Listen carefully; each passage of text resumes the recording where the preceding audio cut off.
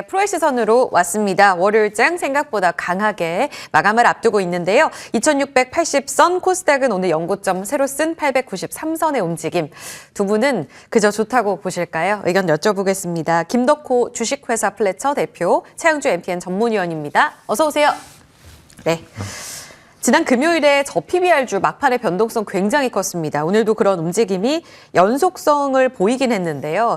주간 코스피는 하락, 코스닥은 상승 속에 오늘은 가볍게 움직입니다. 글로벌 슈퍼위크, 앞서서 빅 이벤트들 쭉 애프터 브리핑에서 들어봤는데 오늘 유독 이렇게 강하게 움직임이 나온 이유, 김 대표님 어떻게 보시나요?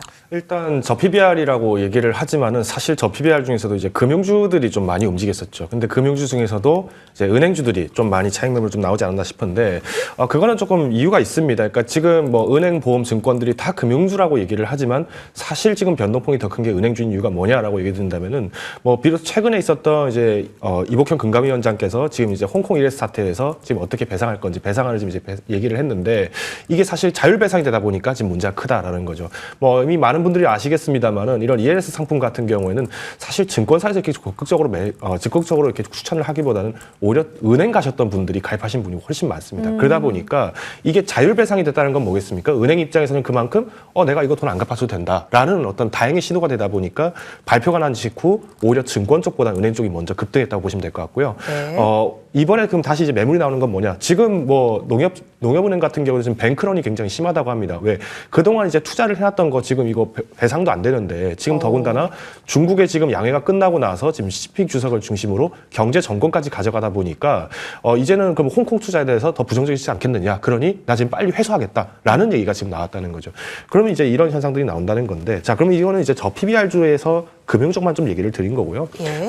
아무래도 이번 주에 있는 이벤트들이 워낙 많다 보니까 좀 간단하게 좀 말씀을 드리면 일단 오늘부터 해서 진행이 되고 있는 일본은 이제 중앙은행 같은 경우에도 일본은행 같은 경우도 지금 이미 이제 금리 관련해서 마이너스 금리를 탈출하느냐 마느냐가 지금 얘기가 나오고 있는데 이 얘기가 왜 나오냐면 이미 지난 15일부터 해서 이제 일본 최대 노동조합인 렌고에서 지금 지난 15일 날 평균적으로 기업들이 지금 연봉 인상률을 5%가 넘기 시작했다는 얘기가 나왔습니다. 자, 우리가 일반적으로 고용이 안정화되고 고용에 따라서 우리가 물가 소비가 활성화되면은 그때 다시 금리를 올리게 되는 게 일반적인 경제 선순환 원칙입니다.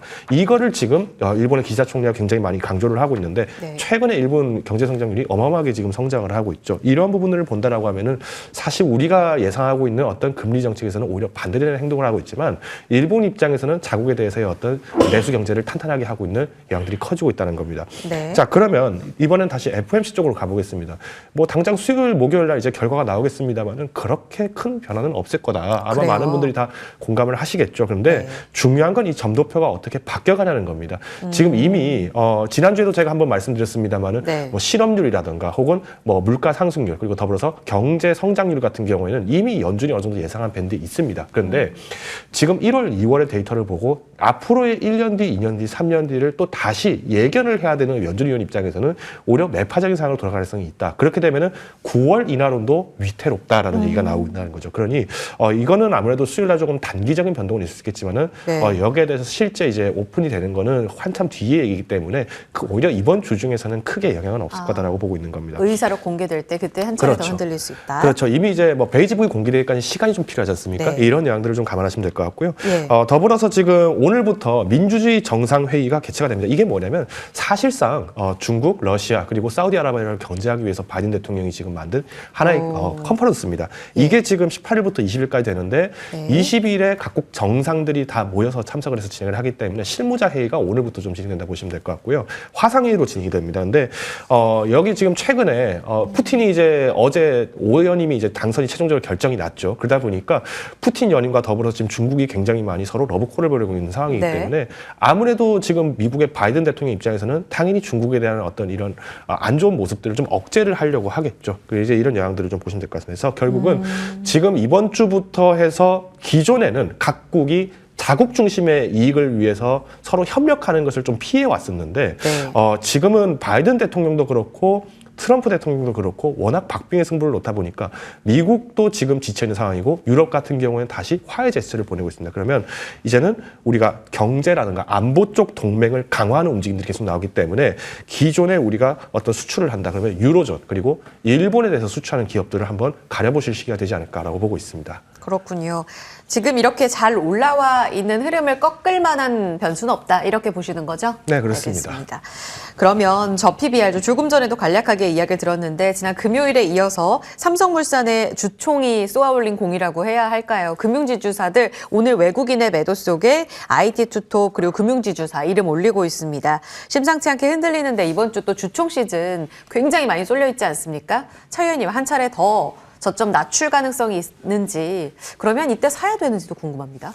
우리가 이제 PBR 관련주들에 대한 수급 변화를 한번 좀 보셔야 될 것 같아요. 여기서 수급 변화라는 것은 외국인들의 주체인데요. 네. 우리가 이제 그 지난주에 나온 언론 보도를 보게 된다면 이거 언론에 나온 얘기죠. 우리가 이제 그 기업 밸류업 프로그램을 한 이후 이제 그 얘기한 이후에 영국계 자금이 많이 들어왔다라고 해요. 그래서 영국계 자금이 우리가 이제 금융과 자동차를 샀다. 이것이 이제 지난주에 언론에 보도가 된 바 있습니다. 예. 그런데 지금 이제 우리가 이제 주총 시즌에서 물론 삼성물산과 관련된 주총에서는 어떻게 보면 선언적인 부분들이 좀 있었고 그 부분이 중요한 것은 아니겠습니다만 저는 이제는 어느 정도 그 두 가지 면이 다 작용했다라고 봐요. 선언적인 면이 통과가 못했다라는 점. 그 다음에 이제 지금 이제 하는 외국인들은 우리가 밸류 프로그램을 보고 들어왔던 분들이 실망해서 나갔다라기보다는 네. 그분들은 중장기적으로 보는 것이 아니겠나. 이거 여기서부터는 제 뇌피셜입니다만 그런 것들이고 그 전에 이제 매수하셨던 분들 입장에서 보면 차익을 실현하는 그런 단계가 아니겠나 싶습니다. 따라서 그럼 개인 투자자들은 어떻게 접근해야 되느냐라고 본다라면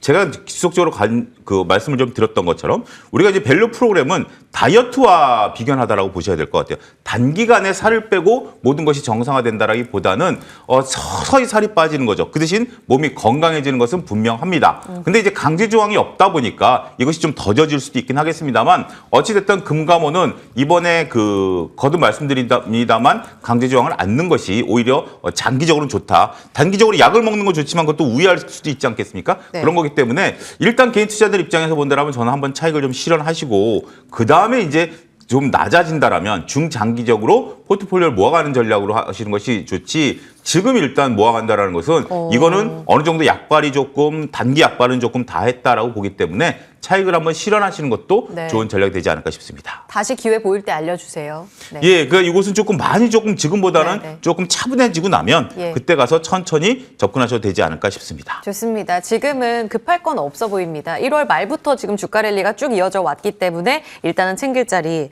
이미 변동성이 좀 큽니다. 그러면 이번 주에 또 하나의 변곡점을 만들어낼 이벤트가 GTC가 아닐까 싶은데요. 조금 전에 애프터 브리핑에서도 들었습니다. 엔비디아가 다시 974달러의 신고가를 뚫어낼 계기가 될 것인가.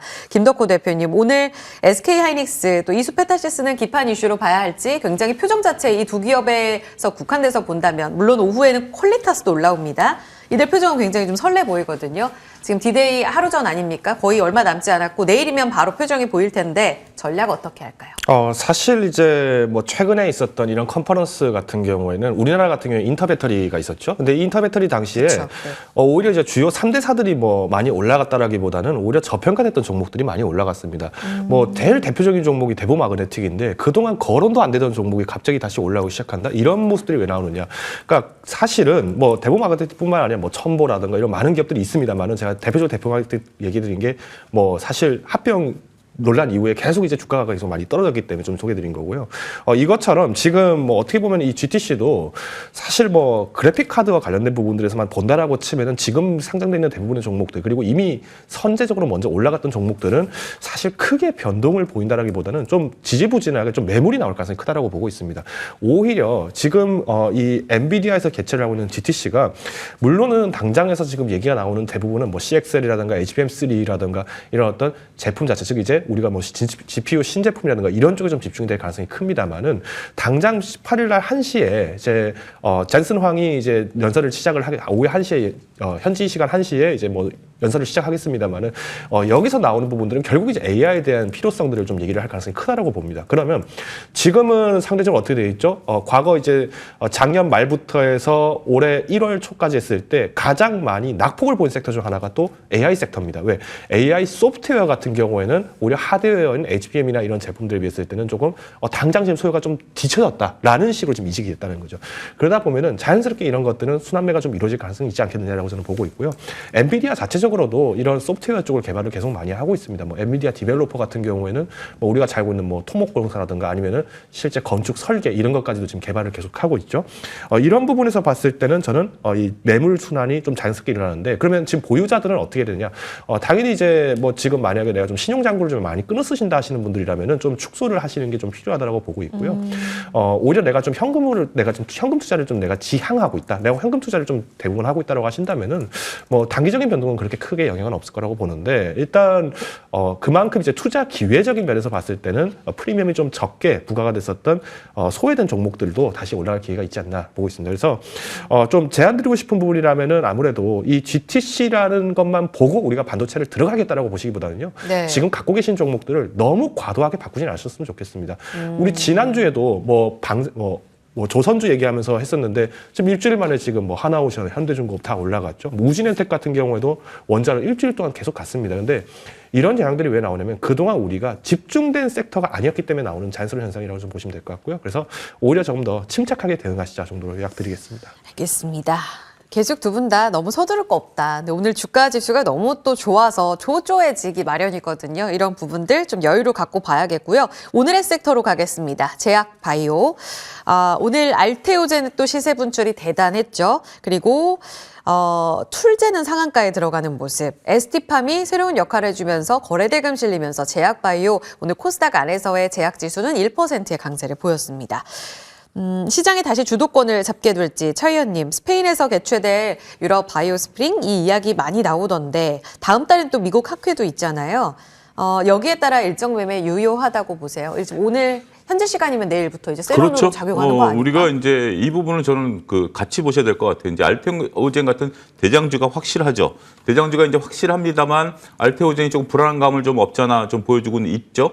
그런데 알테오젠뿐만이 아니라 지금 다른 쪽들도 강합니다. 오늘 일단 뭐 대장주라고 본다라면 단연 삼성바이오겠죠. 삼성바이오뿐만이 아니라 그동안에 이제 쉬었던 삼천당제약이라든지 뭐 이런 네. 쪽들도 오늘 뭐 인바디 같은 종목들 전반적으로 다 제약바이오들이 좋습니다. 대웅제약도 좋고요. 그렇기 때문에 이러한 제약바이오들이 특별한 어떤 뭐 이벤트에 대해서 움직였다라기보다는 오히려 이벤트만 있어서 이벤트 관련주들이 올라간 게 아니라 지금 이벤트와 관련 없는 종목들도 올라가거든요. 근데 이제 여기서 이벤트는 뭐냐? 더 이제 그 분위기를 복돋을 수 있는 그런 부분들이다라고 보여집니다. 세론 뉴스라기보다는 오히려 더 기운을 모아가는 저는 그러한 상황이다라고 좀 말씀을 좀 드릴 수가 있겠습니다. 따라서 우리가 이런 부분들을 보면 제약바이오는 지금 현재 놓치셔서는 안 된다라고 봐요.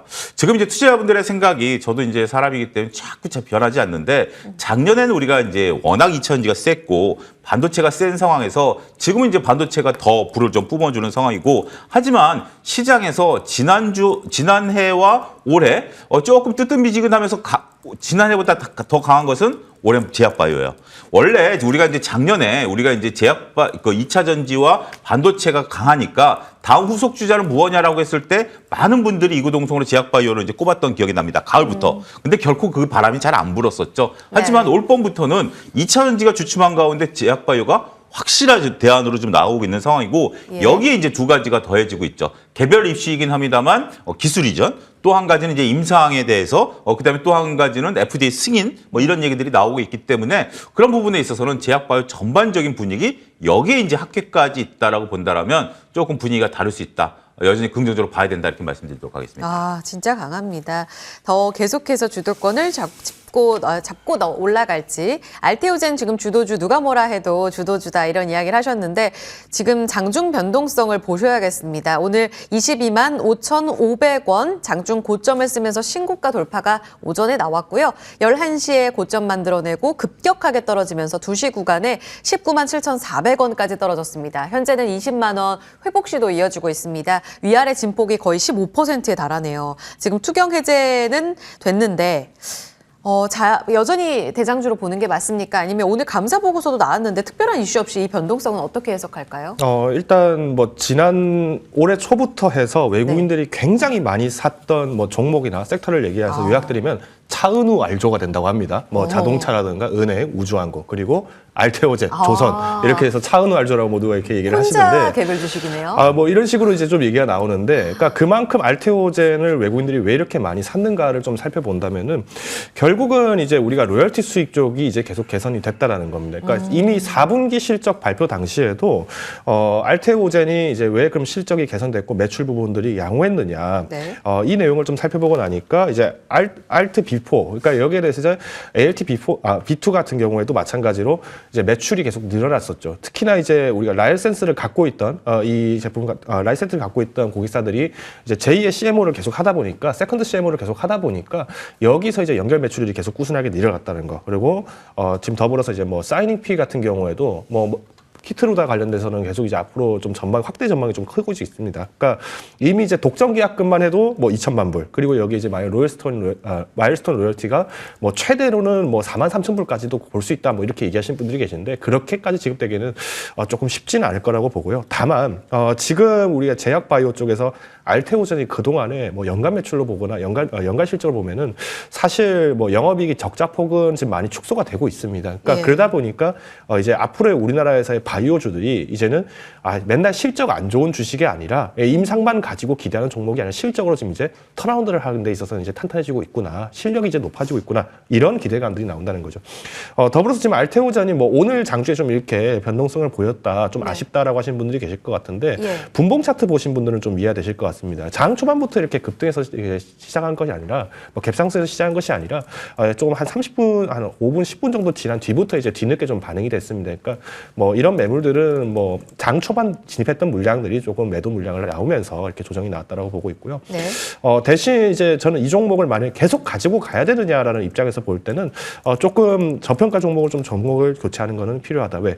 앞서서 제가 말씀드린 것처럼 과도한 종목 교체는 좀 지양하시라고 말씀을 드렸습니다만은, 알테오젠 같은 경우에는 이미 지금 주가가 2배가 올라간 게 한 달 정도가 채 안 됐습니다. 그러니까 이런 변동성을 좀 감안했을 때는 앞서서 이제 위원님께서 말씀해 주신 것처럼 지금 바이오들 같은 경우에도 뜬금없는 종목도 올라간다. 근데 이것이 정말 아무 이유 없이 올라가는 것만은 아니다라는 점. 그래서 순환에 대해서만 좀 대비를 하시는 의견으로 저는 좀 종목 교체를 원하고 있고요. 네. 오히려 5월에 MSCI 편입 관련돼서는 또 한번 기대가 나올 수 있고요. 또 상반기 내에서 ALTL 라인, 그러니까 이것도 삼성 발표가 좀 나오게 됐을 때는 또 주가가 좀 올라갈 수는 있겠죠. 근데 지금 오늘 장중에 달성했던 22만 5천을 단기적으로 달성하려면은 당장 3월 내에서 어느 정도 가두가 나와야 됩니다. 근데 이러기에는 좀 쉽지 않기 때문에 조금 비중을 많이 좀 축소하시자 정도 요약드리겠습니다. 알겠습니다. 고점에 대한 인식은 늘 있었는데 오늘 한 번 더의 슈팅이 나왔습니다. 챙길 마지막 자리였을 수 있다. 한 차례 더 올라가더라도 일단 좀 챙기자 의견이었고요. 마지막 질문 차 의원님께 드려보겠습니다. 오늘 바이오시밀러 안에서는 삼바, 바이넥스, 조금 전에 이야기하셨던 삼천당 제약 또 강했고요. 항암 안에서는 뭐 ST팜이라든지 여전히 좀 강한 뭐 툴젠, 제넥신, 비만도 여전히 살아있나 싶기도 하고, 의료 AI 관련해서도 학회에서 이야기 나온다고 하잖아요. 레고캠 바이오, ABL 바이오 아직 고점 뚫고 조정받으면서 기회 주는 종목들이 많던데 지금 매력적으로 봐야 될 키워드가 뭐라고 보시는지, 혹시 관심 있게 보시는 종목도 있으신가요? 절대 비만은 빠져서는 안 됩니다. 비만이 비만 발간하면서 저는 이제 기대하고 있기 때문에 비만은 네. 절대 빼먹지 마시고요. 자, 일단 뭐 의미가 있다라고 좀 보여집니다. 우리나라 지금 말씀하신 거론했던 그 제약바이오사들이 글로벌리 경쟁력이 있는 기업들이에요. 그리고 이것들이 이제 우리가 그 임상이라든지 아니면 CMO 이런 부분에 있어서 강자죠. 특히 오늘 가장 큰 의미를 부여하고 싶은 것은 삼성바이오가 직전 고점을 뚫어주려고 시도하고 있다라는 겁니다. 지금 이제 삼성바이오 입장에서 본다라면 직전 고점인 88만 원 부근 여기를 이제 오늘 뚫어주려고 하다가 이제 실패를 했습니다만, 어떻게 보면 뭐 나쁜 건 아니죠. 왜냐하면 뚫어주려고 하는 거니까 여기서 시간을 보내고 나면 다음에 이제 새로운 정말 많은 사람들이 그 꿈에 기다리던 100만 원대까지 도전을 있을 수 있겠다라는 거죠. 여기에 이제 중국 관련해서인데 제가 이제 CMO 부분에 대해서 최근에 이제 좀 보게 된다면 이 CMO가 굉장히 단순한 게 아니더라고요. 이게 우리가 잘 알고 있는 그 일반적인 약들 뭐 이렇게 하는데 세포 치료제는 유통기한이 3일밖에 안 된다라고 합니다. 그렇기 때문에 바로 만들어서 바로 공급해서 써야 되는 부분들이고 이게 이제 여기서 이제 다양한 어떤 뭐 외부적인 환경에 따라서 변할 수 있는 부분들이 있기 때문에 단순하게 이제 일반 공장에 돌리는 거랑 다르다라는 개념이죠. 이런 것들이 이제 점점 알려지면서 삼성바이오의 그 가치가 상당히 좀 나타난다라고 말씀드릴 수가 있겠고 삼천당제약 같은 경우 우리가 이제 그 황반변성 치료제가 이제 곽광을 받으면서 이제 유럽에서 FDA 승인 나오죠. 그러면서 지금 이제 그 숨겨져 있던 큐라클 같은 종목들도 오늘 한 5% 올라갑니다. 이것도 이제 눈과 관련된 이런 치료제를 지금 이제 이상까지 지금 했었던 기업들 아니겠습니까? 예. 이런 것처럼 많은 기업들이 지금 이제 기술 이전, 뭐 큐라클도 기술 이전 이후에 이런 것들이 이제 임상에 이제 성공하고 있는 그런 상황이기 때문에 지금 제약바이오 입장에서 본다라면 단순하게 2017년 기대감을 올랐었던 것들의 완성본들이 지금 이제 나타나기 시작했다라는 측면에 있어서는 저는 여전히 긍정적으로 봐야 되지 않겠는가 말씀드리도록 하겠습니다. 계속해서 기회 보자라는 의견까지 함께 찾아드렸습니다. 프로의 시선 함께했고요. 두 분과의 말씀 정리하겠습니다. 차영주 전문위원 김덕호 대표였습니다. 고맙습니다.